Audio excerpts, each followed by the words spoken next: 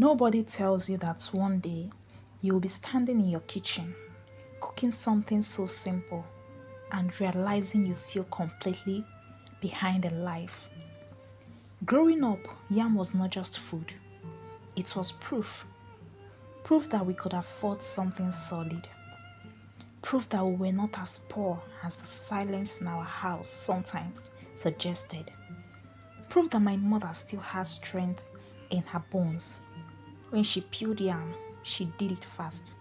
Her knife moved like it had somewhere important to be. But mine moves slower. Mine thinks. I used to think adulthood would feel different.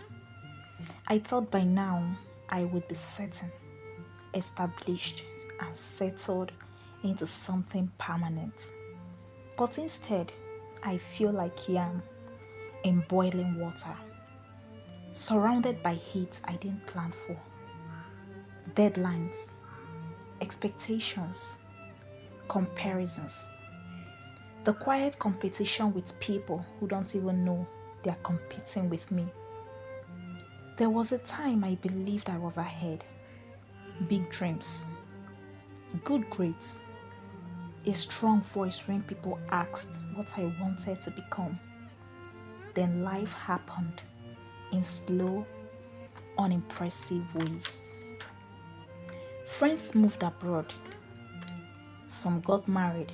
Some started businesses that suddenly began to blow. But I stayed.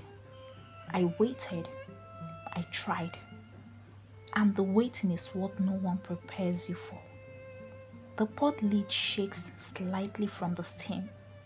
I lift it. The yam is changing color now.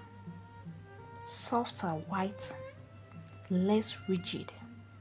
I press a fork into each cube. It resists slightly, then gives in. That's exactly what heat does. It doesn't destroy you immediately. It changes you slowly. I slice the onions. The sharpness rises immediately, and my eyes sting. But I don't step back. I let the tears fall. It's so funny how onions get blamed for tears that were already inside you.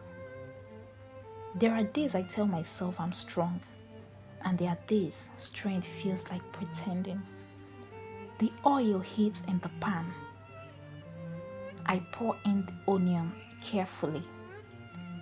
It simmers, dangerous and beautiful at the same time. I added the tomatoes and pepper.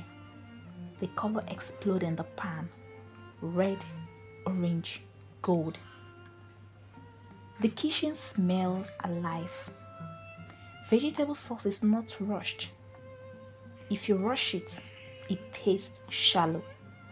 You must allow it to thicken, to become itself.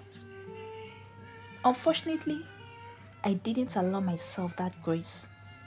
I wanted results fast. I wanted clarity at 23, stability at 24, direction at 25. But life isn't a recipe with exact measurements. Sometimes it's a pinch of faith. Sometimes it's too much salt and you're learning how to fix it. The ugu leaves goes in last, always last. It wilts almost immediately, shrinking into the sauce as if surrendering. But surrender is not weakness anyways. The leaves don't disappear. They become part of something richer. There was a season I thought shrinking meant failing. When I had to move back home, when I had to start again, when I stopped posting wins because there weren't any to post. I felt I had reduced in size, but maybe I was just becoming part of something deeper. I pour out the hot water carefully. Steam rises and briefly covers the lens. For a second, everything is blurring.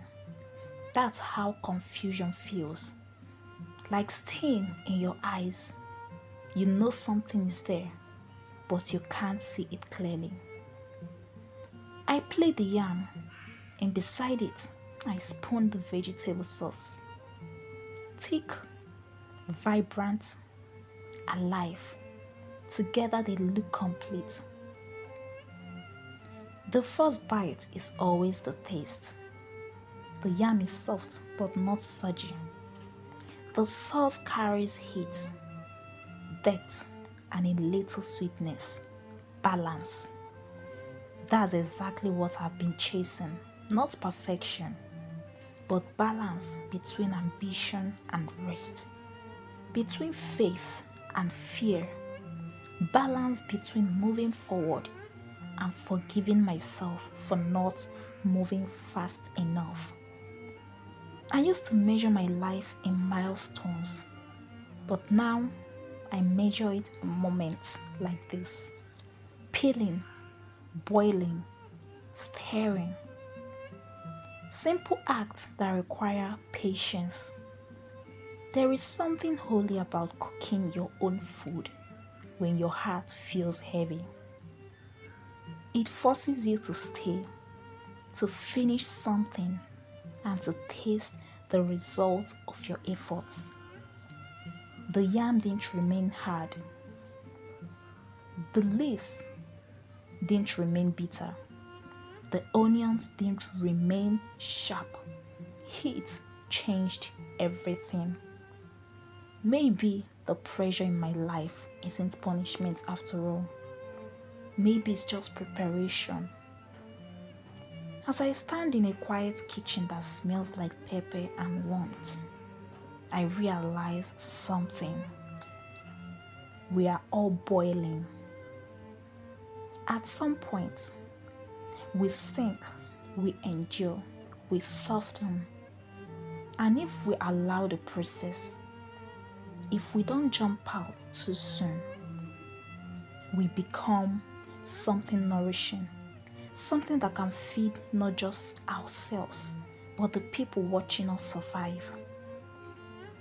Well, I don't know exactly where my life is heading, but one thing I know is that today I cooked.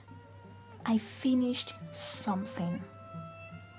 Today I tasted proof that heat doesn't always destroy.